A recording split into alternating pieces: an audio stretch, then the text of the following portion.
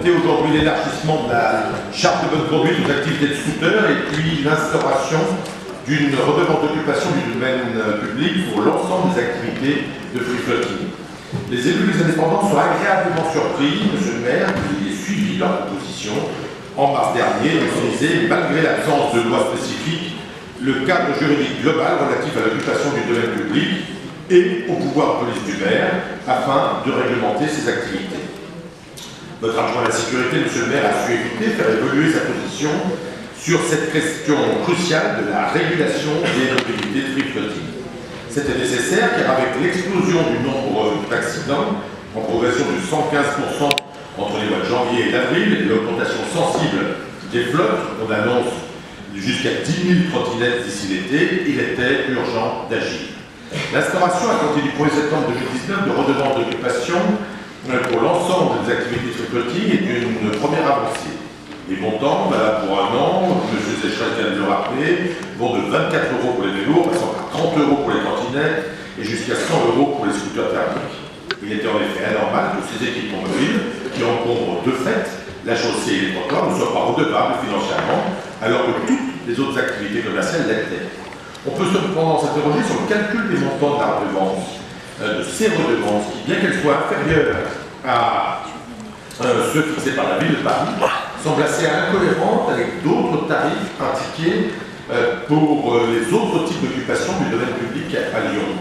Un seul exemple, un porte-menu de catégorie 1 sera facturé 64,22 € par an à un restaurateur, quand bien même la gêne occasionnée sur la voirie est bien inférieure à celle d'une seule trottinette.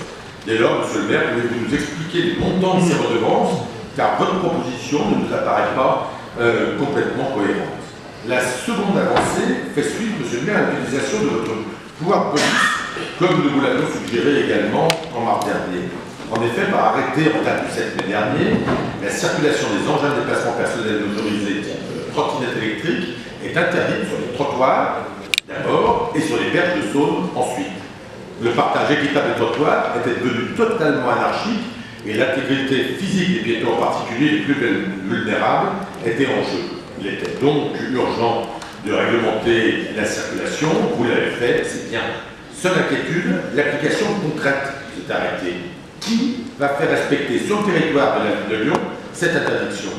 Les agents de police municipaux, ils sont déjà très fortement sollicités par leur mission au quotidien. Est-il raisonnable de leur rajouter cette mission? Pourquoi ne pas réinstaller ce que vous avez supprimé il y a quelques années, c'est-à-dire une unité du cadre de vie? Depuis, plus personne ne s'occupe réellement de contrôler, de verbaliser les propriétaires indélicats de chiens, les producteurs de déchets sauvages ou ceux qui mettent la panique sur nos trottoirs.